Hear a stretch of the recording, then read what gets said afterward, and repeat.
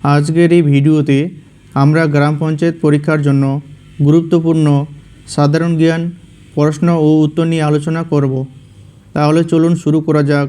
আজকের প্রথম প্রশ্ন, পশ্চিমবঙ্গের ত্রিস্তর পঞ্চায়েত ব্যবস্থা কত সালে আইনের দ্বারা পরিবর্তিত হয়? সঠিক উত্তরটি হবে অপশন এ, 1973 সালের পঞ্চায়েত আইন দ্বারা পরিবর্তিত হয়। পরবর্তী প্রশ্ন, গ্রাম পঞ্চায়েতের সদস্যের কার্যালয়ের মেয়াদ কত বছর?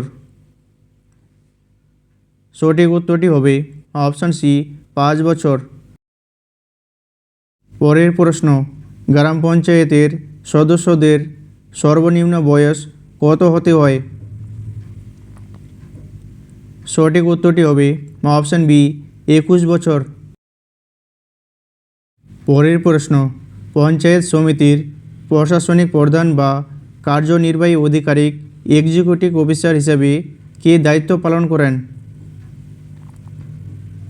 সঠিক উত্তরটি হবে অপশন এ, বিডিও। পরবর্তী প্রশ্ন, জেলা পরিষদের কার্যনির্বাহী আধিকারিক চিফ এক্সিকিউটিভ অফিসার হিসেবে কে কাজ করেন? সঠিক উত্তরটি হবে অপশন এ, জেলা শাসক বা ডিএম। পরের প্রশ্ন, গ্রাম পঞ্চায়েতের সভার সভাপতিত্ব কে গ্রহণ করেন? সঠিক উত্তরটি হবে অপশন এ, প্রধান। পরবর্তী প্রশ্ন, পঞ্চায়েত স্তরে মহিলাদের জন্য ন্যূনতম কত শতাংশ আসন সংরক্ষিত থাকে? সঠিক উত্তরটি হবে অপশন বি, 50%। পরবর্তী প্রশ্ন, জাতীয় পঞ্চায়েতি রাজ দিবস বা ন্যাশনাল পঞ্চায়েতি রাজ ডে কবে পালিত হয়? সঠিক উত্তরটি হবে অপশন সি, 24শে এপ্রিল। পরের প্রশ্ন, পঞ্চায়েতের আর্থিক অবস্থা পর্যালোচনার জন্য রাজ্য অর্থ কমিশন বা স্টেট ফাইন্যান্স কমিশন কে গঠন করেন? সঠিক উত্তরটি হবে অপশন বি, রাজ্যপাল গঠন করেন। পরবর্তী প্রশ্ন, 100 দিনের কাজের প্রকল্প বা MGNREGA আইনটি কত সালে পাস হয়? সঠিক উত্তরটি হবে অপশন বি, 2005 সালে।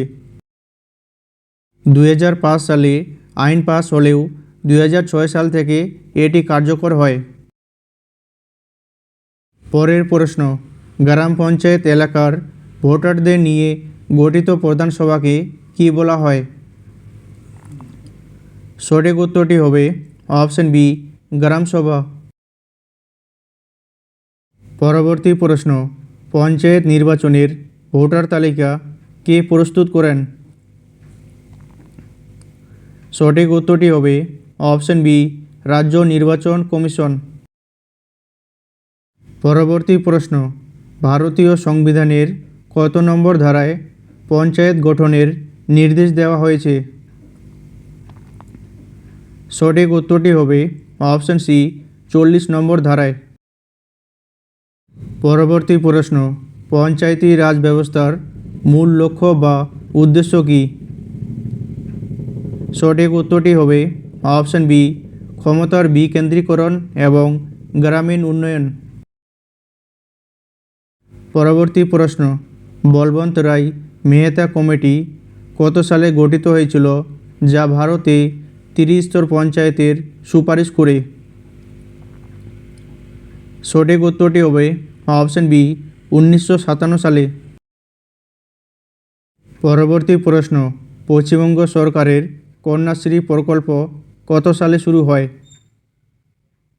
সঠিক উত্তরটি হবে অপশন বি, 2013 সালে।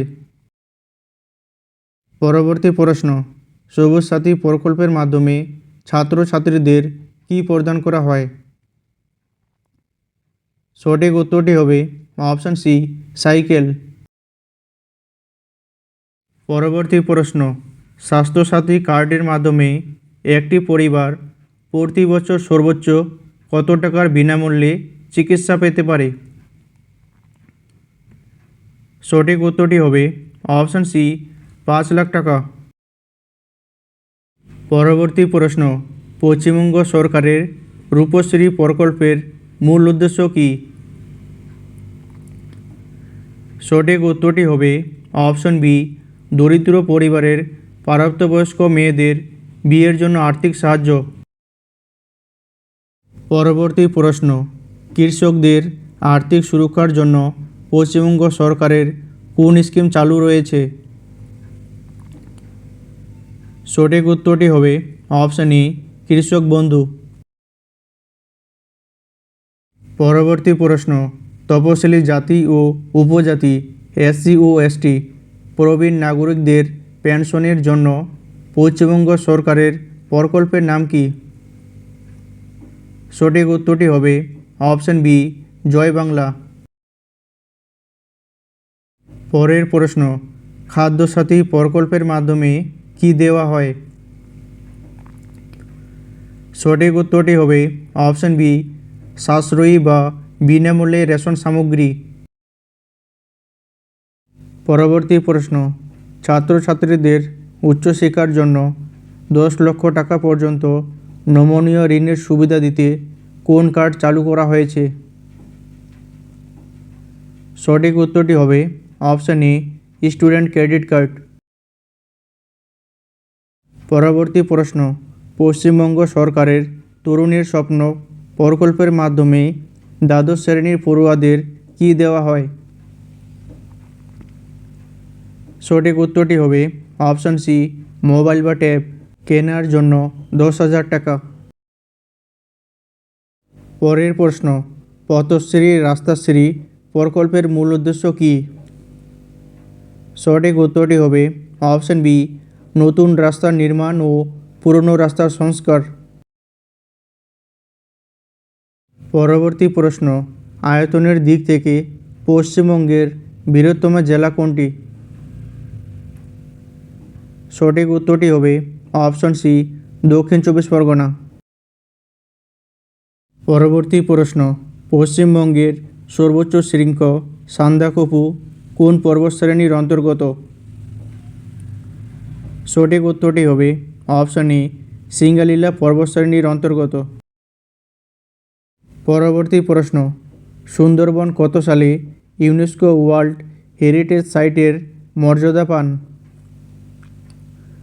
সঠিক উত্তরটি হবে অপশন এ 1987 সালে।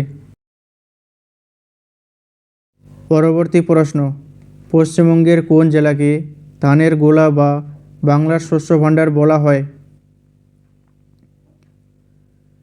সঠিক উত্তরটি হবে অপশন এ পূর্ব বর্ধমান। পরের প্রশ্ন, রাঢ় অঞ্চলের প্রধান নদী কোনটি? সঠিক উত্তরটি হবে অপশন সি দামোদর। ভিডিওটি সম্পূর্ণ দেখার জন্য অসংখ্য ধন্যবাদ। পরবর্তী অংশ দ্বিতীয় ক্লাসে নেওয়া হবে।